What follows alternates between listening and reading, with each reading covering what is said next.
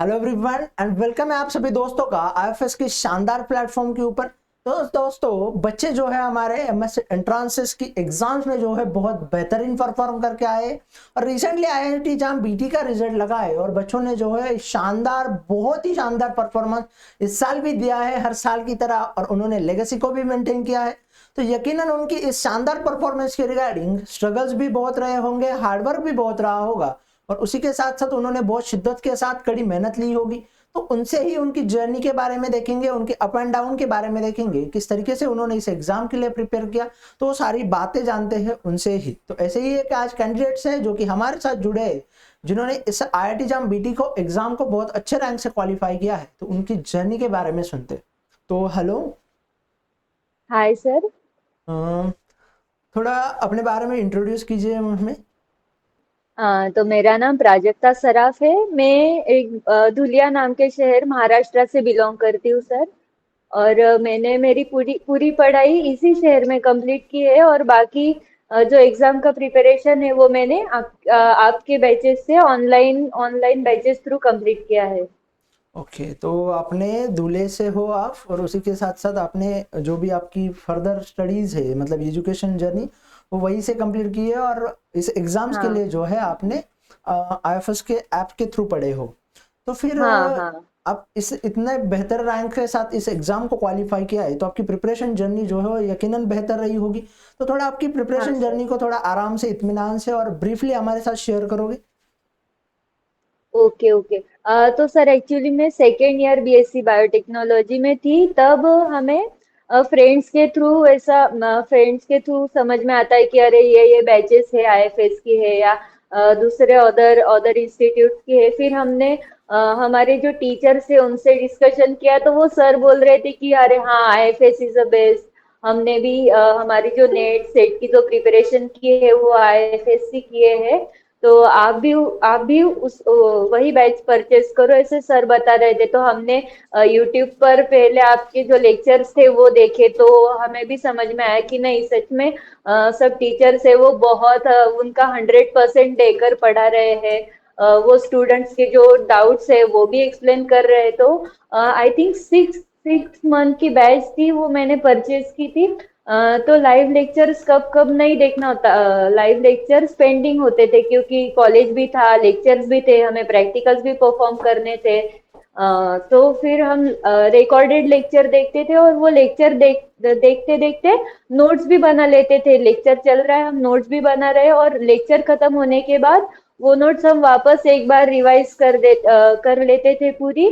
तो बायोटेक का तो बहुत अच्छे से चल रहा था बट साथ में और तीन सब्जेक्ट होते थे, मैथ्स फिजिक्स केमिस्ट्री। तो फिजिक्स और मैथ्स तो बायो वाले स्टूडेंट्स का कैसा रहता है वो आपको भी पता है। मेरा तो बहुत वीक था मैथ्स में। मैथ्स एक्चुअली मेरा ट्वेल्थ में भी मैथ्स नहीं था। तो मैथ्स के भी मैंने लास्ट लास्ट में लेक्चर किए थे। उसके बाद आपकी वन शॉट नाम की सीरीज थी यूट्यूब पर। तो सब चैप्टर्स एक एक मंथ लगाकर हमने पढ़े हैं। मॉलिक्यूलर बायो हो गया, सेल बायो हो गया। एक्चुअली पाथ फाइंडर नाम की बुक थी वो हमने प्रेफर की थी। वो बुक का क्या रहता था, पूरा पढ़ लेने के बाद जो इम्पोर्टेंट लाइंस थी मतलब एक पेज में 10 लाइन इम्पोर्टेंट होगी तो मैंने वो 10 लाइन हाईलाइट कर ली थी। उसके बाद जब वापस पढ़ना स्टार्ट किया तो मैं सिर्फ वो बुक की 10 लाइन पढ़ती थी और जो हमारे क्लास में जो नोट्स लिखे थे वो पूरे प्रॉपर तरीके से पढ़ लेती थी। उसके बाद एमसीक्यू की प्रैक्टिस और क्वेश्चन की प्रैक्टिस आईएफएस की टेस्ट सीरीज थी उससे करी है। और जो वन शॉट वीडियोस थे लास्ट लास्ट में, तो वन शॉट वीडियोस वो पूरा हमने जब एक मंथ लगाकर जो पढ़ा है, जो इतने साल भर जब जो सब कुछ पढ़ा है, तो वो सर एकदम अच्छे तरीके से 1.5-2 घंटे में हमें पूरा एक्सप्लेन कर रहे हैं। उसमें से इम्पोर्टेंट टॉपिक्स बता रहे हैं। वो सर बोलते थे कि ये टॉपिक है मोल बायो का, इससे क्वेश्चन आने ही वाला है। तो मैंने क्या किया, वो टॉपिक्स एक पेज पर लिख लिए थे और वो पूरे जो टॉपिक्स है वो वापस से रिवाइज कर लेती थी। और वो वन शॉट वीडियो के बाद आईआईटी एक्सप्रेस नाम की यूट्यूब पर सीरीज थी आईएफएस इंस्टीट्यूट की। तो वो सर हर एक क्वेश्चन एकदम अच्छे से क्वेश्चन ढूंढ ढूंढ के लाते थे कि ये क्वेश्चन देखो ये इम्पोर्टेंट है, ये क्वेश्चन से इतना पूरा टॉपिक जो है वो रिवाइज हो रहा है। तो वो सीरीज मैंने वन शॉट के बाद वो सीरीज प्रेफर की थी। तो जो जितने भी टीचर्स थे वो क्या करते थे, क्वेश्चंस डिस्प्ले करते थे, उसके बाद हम सब स्टूडेंट्स उनकी चैट्स में रिप्लाई देते थे कि टीचर ये आंसर करेक्ट है, ये आंसर रॉन्ग है, ये आंसर का। तो वो सब होने के बाद फिर वो सर जो राइट ऑप्शन है वो तो बता ही रहे हैं, साथ में साथ जो तीन गलत ऑप्शन है वो गलत क्यों है, और वो टॉपिक भी पूरा वापस से रिवाइज करके हमें समझा रहे। तो ये सब होने के बाद हमारा जो चैप्टर था वो पूरी तरीके से 5 से 6 बार रिवाइज हो जाता था। एक बार तो बुक से रिवाइज होता था, दूसरी बार फिर जो नोट्स सर ने निकाल के दिए थे, जो सर क्लास में टीच कर रहे थे तो उसके थ्रू जो नोट्स निकाले थे उसकी वजह से, फिर वापस से यूट्यूब पर सर एक्सप्लेन कर रहे सब थिंग्स इसकी वजह से, उसके बाद टेस्ट सीरीज के थ्रू सब सर रिवाइज कर रहे थे उसकी वजह से। तो ऐसे 5 6 बार पूरा टॉपिक पूरा चैप्टर एकदम अच्छी तरीके से रिवाइज हो गया था। इवन पूरा लर्न हो गया था टॉपिक, मतलब कुछ भी पूछो तो हम एकदम अच्छी तरीके से वो बता सकते हैं। तो फिर यही था जो सफर था, उसके उस पूरे सफर में जो सब चीजें पढ़ाई, जो सब चीजें, एक एक मिनट दीजिए सर। वो सब उसके बाद जो सब चीजें एकदम डिफिकल्ट लग रही थी या फिर बर्डन आ रहा था कि अरे ये इतना सारा कुछ पढ़ना है, एकदम टेंशन आ जाता था कि इतना सब कुछ पढ़ना है, तो वो सब चीजें आईएफएस इंस्टीट्यूट के थ्रू या फिर टीचर्स के थ्रू आप बोल सकते हो, तो वो हम इंटरेस्टिंगली पढ़ रहे थे एकदम, मतलब मजे मजे से हम सब चैप्टर्स एंडिंग एंडिंग में रिवाइज कर रहे थे एकदम इंटरेस्ट से लेकर सब। तो वो जब जो भी कुछ बर्डन था वो इंटरेस्ट में कन्वर्ट हो जाता था, जो भी कुछ टेंशन था वो अरे नहीं करना है इस चीज में पॉजिटिविटी में कन्वर्ट हो जाता था, जस्ट बिकॉज आपने बहुत हेल्प की थी, मतलब आप सब टीचर्स ने बहुत सपोर्ट किया था। और फिर एक लास्ट में एक सीरीज आई थी आईएफएस की, टेस्ट टेस्ट सीरीज थी, तो मैंने 1 मंथ पहले ही उसे परचेज कर लिया था, मतलब हमारी एग्जाम फेब में थी आई थिंक सो, तो मैंने जनवरी या दिसंबर में ही वो बैच जो था टेस्ट सीरीज का वो परचेज कर लिया था। तो उस टेस्ट सीरीज की ये एक इम्पोर्टेंट चीज है कि वो टेस्ट सीरीज में हर एक चैप्टर के वो 10 10 12 12 पेपर्स, 10 10 12 12 टेस्ट हमें प्रोवाइड करते थे, मतलब फॉर एग्जांपल इकोलॉजी चैप्टर हो या फिर सेल बायो हो, माइक्रोबायोलॉजी हो, तो उस एक ही चैप्टर से वो हमें 10 से 12 टेस्ट सीरीज प्रोवाइड करते थे।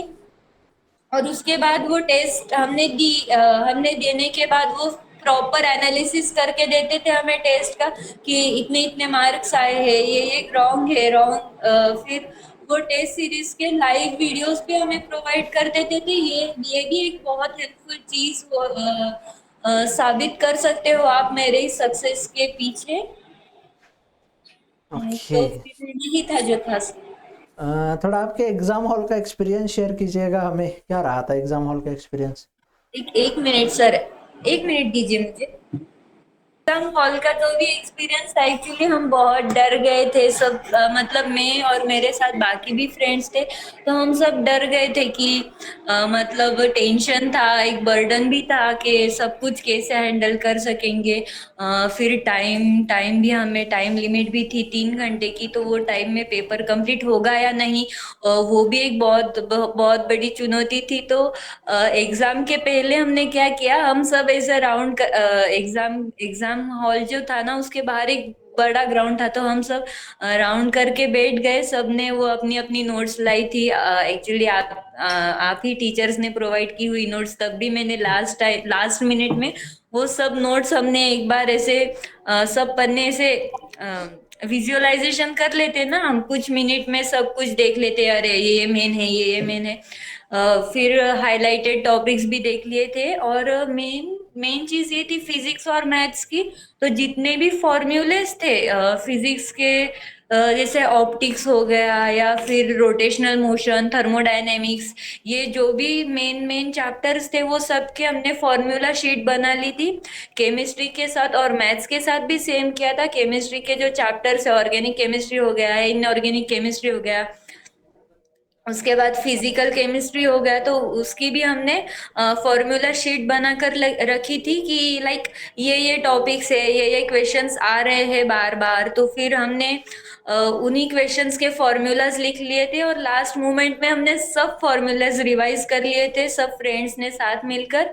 और फिर हम एग्जाम हॉल में चले गए, फिर वो बोलते थे कि फिर हमने आधा घंटा वेट किया, एग्जाम स्टार्ट हुआ, एक एक क्वेश्चन ऐसे सामने आ रहा था, हमारी हार्ट बीट इंक्रीज हो रही थी। फिर उसमें से आई थिंक 20 से 30 क्वेश्चन तो डायरेक्टली लाइन टू लाइन थे नोट्स में से, मतलब आपने जो सिखाया था, फिर उसके बाद जो यूट्यूब पर जो आपने क्वेश्चंस लिए थे, उसमें से ही 20 to 30% उन्होंने हमें पूछे थे, तो वो भी एक बहुत बेनिफिशियल था। वो मतलब एग्जाम हॉल की वही थोड़ी बहुत हैप्पी मोमेंट जो रहती है ना, कि अरे शिट, ये तो हमने पढ़ा है ऑलरेडी, अरे ये तो सर ने लिख कर दिया था, अरे ये तो सर बता रहे थे तभी यूट्यूब पर बोल रहे थे। फिर बाकी चीजें मैडम ने बताई थी कि अरे ये टॉपिक्स में से क्वेश्चन आने ही वाले हैं, तो सच में उस टॉपिक्स में से क्वेश्चन आए थे, तो वो थोड़ी बहुत हैप्पी मोमेंट्स रहती है एग्जाम हॉल की, तो वो हैप्पी मोमेंट्स थी।